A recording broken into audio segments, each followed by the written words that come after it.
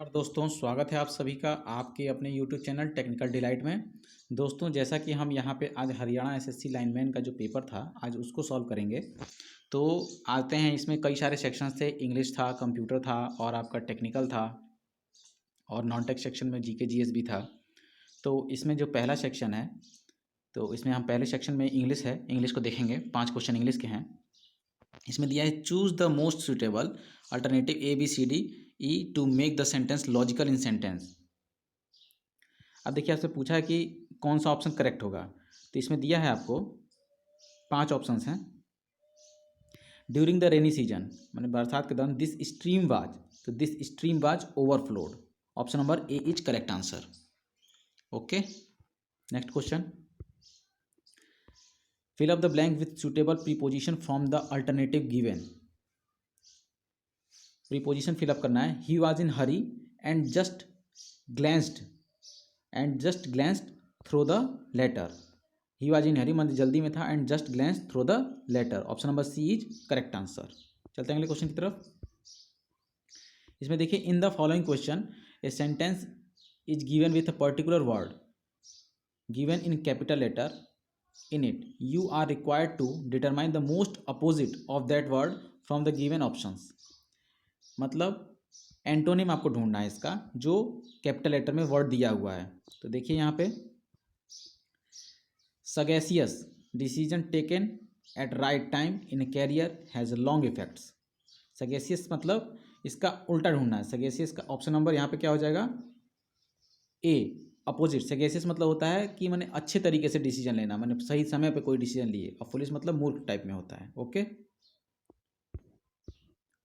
इसमें आपको ढूंढना है in the following question a part of the sentence is underline. There are a given alternative ABCDE to underline part which may improve the sentence. Find the correct one and mark it.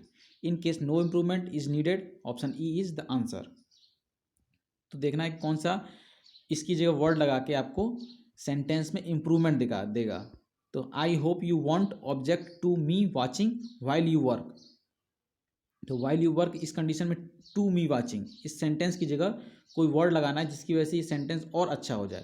तो to me watching की जगह ये हो जाएगा आपका to my watching. Option number C is correct answer.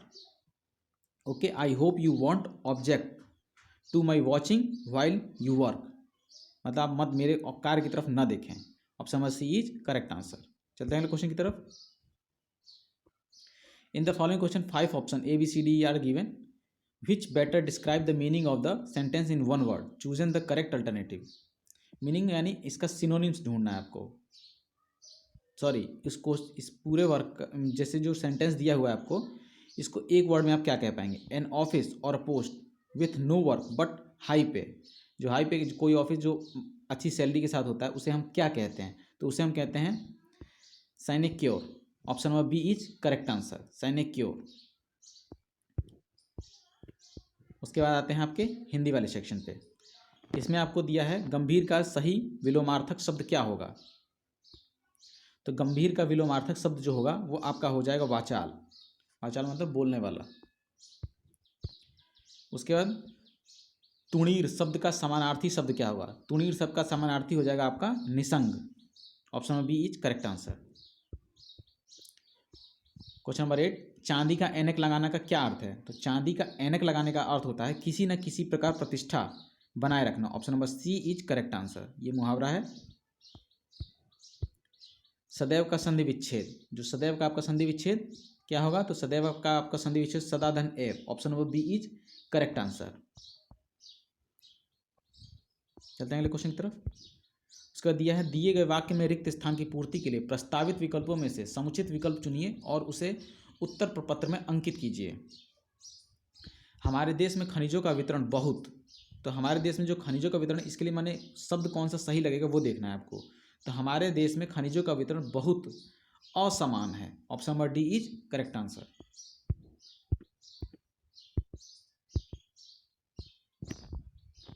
आइए, ये math का सेक्शन आ गया आपका, रीजनिंग सेक्शन है sorry. Find the number of a triangle in the given figure. अब इसमें आपको ट्रायंगल गिनने हैं। अब आप इसमें ट्रायंगल को अपने आप से कोशिश कीजिए और गिनिए, ठीक है। मैं आपको बताता हूँ कि आपको इसमें कितने ट्रायंगल हैं। अब देखिए इसमें option number B is correct answer है। को टोटल 10 ट्रायंगल होंगे। अब आप इसको कैलकुलेट कर दीजिएगा, 1 2 3 4 5 6, उसके बाद इन दोनों को मिला के 7 8,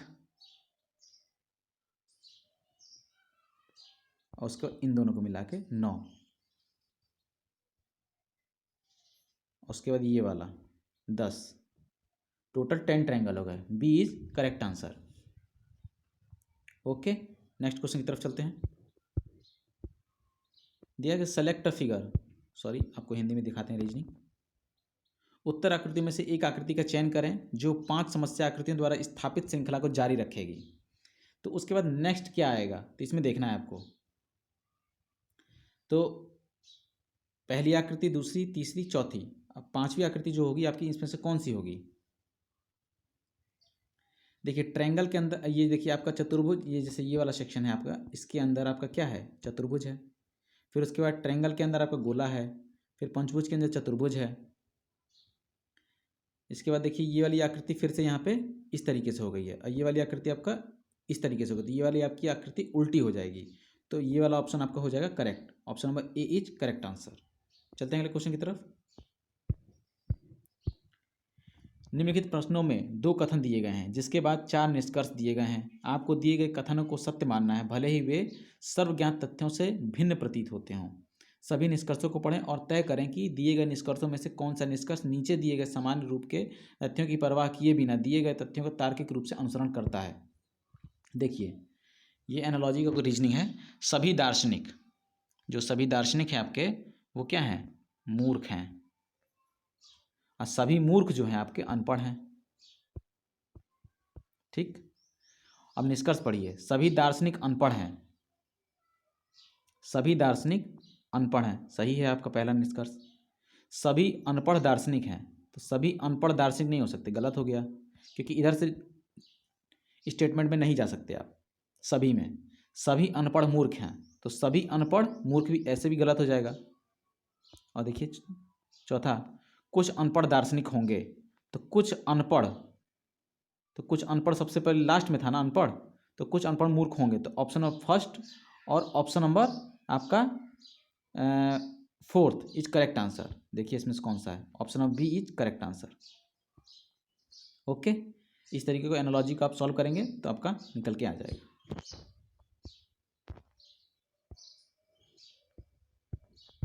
क्वेश्चन नंबर 14 पे चलते हैं अब।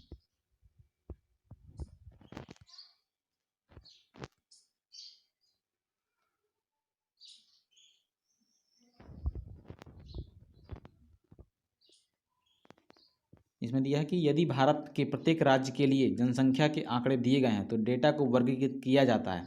तो डेटा को किस प्रकार से वर्गीकृत किया जाता है, तो ये आपको बताना है। ये मात्रात्मक रूप से वर्गीकृत किया जाता है। Option number B is correct answer.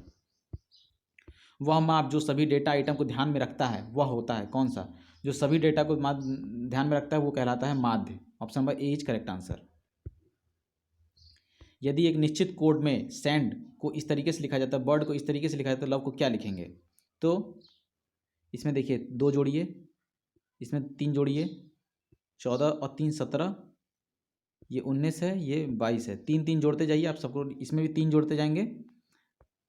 B ये 2 होता है, ई 5 होता है, 2 3 5, तो 3 3 जोड़ते जाना। तो एल होता है आपका कितना, 12, तो 12 में 3 जोड़ेंगे तो 15 आ जाएगा। 15 क्या होता है, ओ होता है आपका। ठीक, ओ क्या होगा 15, 15 और 3 18, 18 क्या होता है आपका, आर होता है। और उसके बाद आ गया वी, वी क्या क्या होता है 22 होता है। वी में 22 में 3 जोड़ेंगे तो 25 यानी वाई होता है। उसके बाद ई 5, तो इसमें आप 3 जोड़ेंगे तो 8 हो जाएगा, यानी एच। तो देख लीजिए कौन से ऑप्शन में ओ आर वाई एच मिल रहा है, तो option number D is correct answer.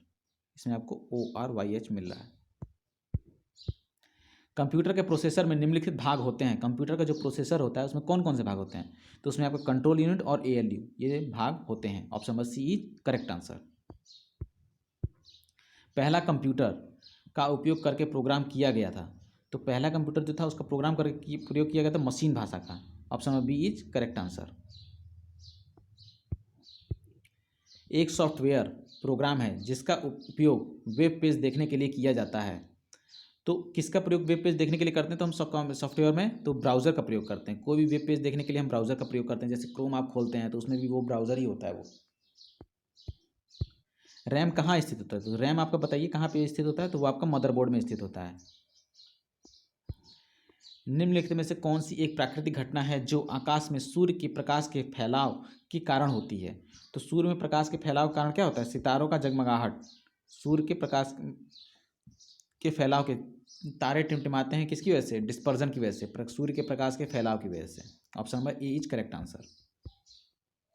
सारे ऑप्शन आप देख सकते हैं।